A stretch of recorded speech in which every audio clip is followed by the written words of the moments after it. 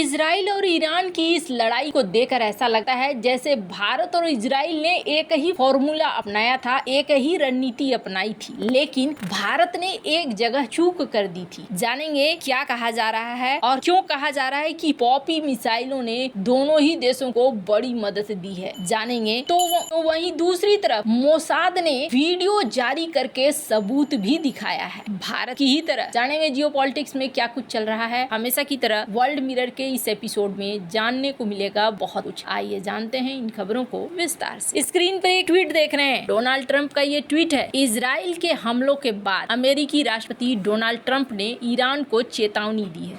उन्होंने कहा है कि कुछ भी न बचे उससे पहले ईरान जल्दी से जल्दी परमाणु समझौते के लिए तैयार हो जाए। उन्होंने ये भी कहा कि ईरान पर बाद में होने वाले इजरायली हमले और भी क्रूर होंगे। हाल के हफ्तों में ईरान के साथ एक नए परमाणु समझौते पर बातचीत चल रही थी, लेकिन यहाँ पर अब देखने को मिला कि दोनों ही देश इजराइल और ईरान लड़ाई वाले मोड में आ गए। अब यहाँ पर ट्रंप ने अपने पोस्ट में लिखा, पता नहीं था कि क्या होने वाला है, वे सभी अब मर चुके हैं और ये और भी बदतर हो जाएगा। ट्रंप ने लिखा कि पहले से ही बहुत सारी मौतें और विनाश हो चुकी है, लेकिन इस नरसंहार को समाप्त करने के लिए अभी भी समय है। अगले पहले से ही योजनाबद्ध हमले और भी क्रूर हैं। उन्होंने कहा कि ईरान को एक समझौता करना चाहिए इससे पहले कि कुछ भी न बचे, जैसे कि कभी ईरानी साम्राज्य के रूप में जाना जाता था, उसे बचाना चाहिए। स्क्रीन पर इस ट्वीट को देख रहे हैं जो सीधे एक धमकी देखने को मिल रही है। ट्रंप ने आगे लिखा कि मैंने ईरान को सौदा करने के लिए कई मौके दिए, मैंने उन्हें सबसे कड़े शब्दों में कहा बस करो, लेकिन चाहे उन्होंने कितनी भी कोशिश करी हो, चाहे वे कितने भी करीब क्यों न पहुंचे हो, वो इसे पूरा नहीं कर पाए। मैंने उनसे कहा था कि उनके द्वारा ज्ञात, प्रत्याशित और बताई गई किसी भी चीज से कहीं ज्यादा बुरा होगा। संयुक्त राज्य अमेरिका दुनिया में कहीं भी सबसे अच्छा और सबसे घातक सैन्य उपकरण बनाता है अब तक, और इजराइल के पास इसका बहुत ज्यादा हिस्सा है और आने वाले समय में और भी बहुत कुछ होगा और वे इसका इस्तेमाल करना जानते हैं। ये ईरान को सीधी चेतावनी थी। हालांकि यही नहीं रुके, ट्रंप ने आगे कहा कि कुछ ईरानी कट्टरपंथियों ने बहादुरी की बात की है, लेकिन उन्हें नहीं पता कि क्या होने वाला है। वे सभी अब मर चुके हैं और भी बदतर हालात हो जाएंगे। पहले से ही बहुत ज्यादा मौतें और विनाश हो चुकी है, लेकिन इस नरसंहार को समाप्त करने के लिए अभी भी समय है। अगले पहले से योजनाबद्ध हमलों के साथ और भी ज्यादा क्रूर ईरान को सौदा करना चाहिए इससे पहले कि कुछ भी न बचे। डोनाल्ड ट्रंप ने यहाँ साफ साफ लिख कर बता दिया है कि आने वाला प्लान बहुत ही ज्यादा खतरनाक है। वैसे आपको बता दूं, इस बार का तरीका भी ना एकदम अलग सा है। परमाणु समझौते पर साइन करो वरना हम शासन उखाड़ कर फेंक देंगे, ये बातें कही जा रही है इजराइल की तरफ से। हालांकि ईरान ने यहाँ पर अपने मस्जिद में लाल झंडा लगा दिया है। स्क्रीन पर इसे देख सकते हैं, आरटी की ये खबर है और इस झंडे का मतलब होता है कि बदले का संकेत। ईरान की कौम मस्जिद पर लाल झंडा बदले का संकेत है। इस झंडे को फहराए जाने का मतलब साफ है कि ईरान की ओर से इजराइल पर हमला किया जाएगा। यहाँ ये ऐसे ही करते हैं, जब ये झंडा फहरा दिया जाता है तो इसका मतलब है कि ये लड़ाई रुकने वाली नहीं है। लेकिन क्या यहाँ पर टिक पाएगा ईरान? अब ऐसा क्यों कहा जा रहा है? सबसे बड़ी चीज, इजराइल और भारत के पैटर्न एक जैसे हैं और खुद पाकिस्तान भी इसे देखकर हैरान रहा होगा। इजराइल ने जैसे ही तड़के ईरान पर बेहद सटीक हमला किया, 100 से ज्यादा ठिकानों पर हमला किया। इजराइल ने ईरान के खिलाफ जिस तरीके से सटीक हमला ऑपरेशन राइजिंग लॉयन के तहत किया, ये बहुत हद तक ऑपरेशन सिंदूर को याद दिलाता है। दोनों ऑपरेशन का मकसद एक ही था, दुश्मन की जमीन पर जाकर उसके सैन्य और आतंकी इकोसिस्टम को इस तरीके से ध्वस्त करना कि जनता को नुकसान न हो और जनता का हवाला देकर ये दुनिया को ये न कहे कि देखो हमारी जनता को मार डाला। भारत ने ऑपरेशन सिंदूर के दौरान पहले से पाकिस्तान में मौजूद आतंकी ठिकानों और बाद में पाकिस्तान एयरफोर्स के 11 एयरबेस जितनी सटीकता से उड़ाया, उसने पूरी दुनिया को चौंका दिया। भारत ने ऑपरेशन सिंदूर के दौरान पाकिस्तान में आतंकवादियों के ठिकानों, उनके लॉन्च पैड्स, आतंकी ट्रेनिंग कैंपों को सुखोई 30 MKI और राफेल लड़ाकू विमान जैसे फाइटर जेट से अटैक किए। ठीक उसी तरह इजराइल ने ईरान के मिसाइल डेवलपमेंट साइट्स, नतांज जैसे परमाणु केंद्र और एयर डिफेंस डिफेंस पॉइंट्स को अपने F-35I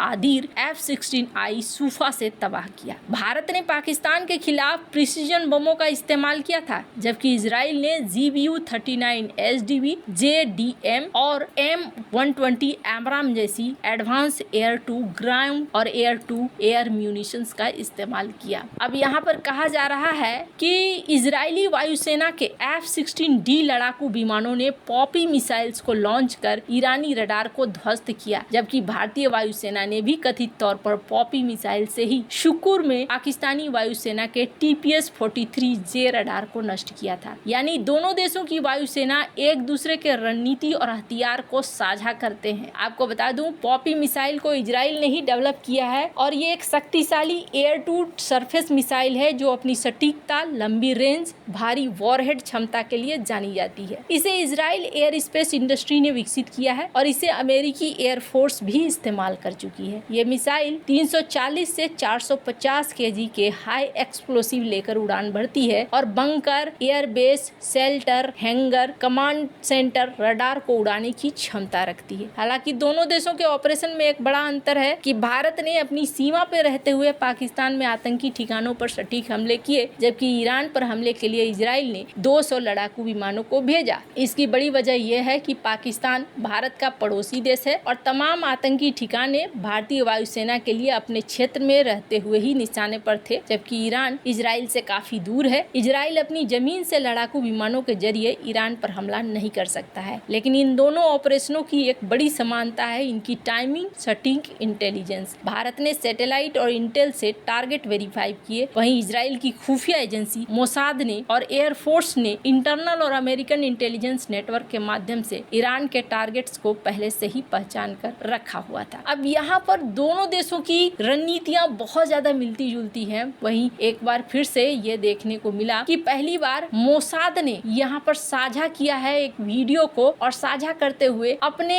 अटैक को भी दिखाया। ये रेयर है। इजरायली खुफिया एजेंसी मोसाद ने ईरान पर हुए हमलों में अपनी भूमिका को लेकर एक दुर्लभ फुटेज जारी किया है। यहाँ पर देख सकते हैं, इस वीडियो को देखने से ऐसा लग रहा है कि मोसाद ने अलग अलग टारगेट पर हमला करने के लिए ईरान के अंदर से ड्रोन का इस्तेमाल किया है। ईरान ने पहले मोसाद पर जून 2021 में करज न्यूक्लियर फैसिलिटी पर हमला करने के साथ साथ अन्य ऑपरेशनों के लिए ड्रोन के इस्तेमाल करने का आरोप लगाया था। मैंने पहले भी कहा है कि ईरान के अंदर जितना पकड़ मोसाद का है उतना पकड़ और किसी का नहीं है। कहा जा रहा है कि ये जो इनके जमीन के अंदर बैठे हुए मोसाद के कथित तौर पर लोग हैं जो यहाँ इन हमलों को, ड्रोन हमलों को अंजाम दे रहे हैं। वैसे ये कोई बड़ी बात नहीं है। मैंने पहले भी बताया है कि मोसाद की पकड़ ईरान के अंदर बहुत ज्यादा है और इसी का असर ये सारा कुछ है। वैसे आपको क्या लगता है इन सब मामले में, आप क्या राय है कमेंट कर जरूर बताएं। जल्द मिलते हैं अगले वीडियो में नई खबर के साथ।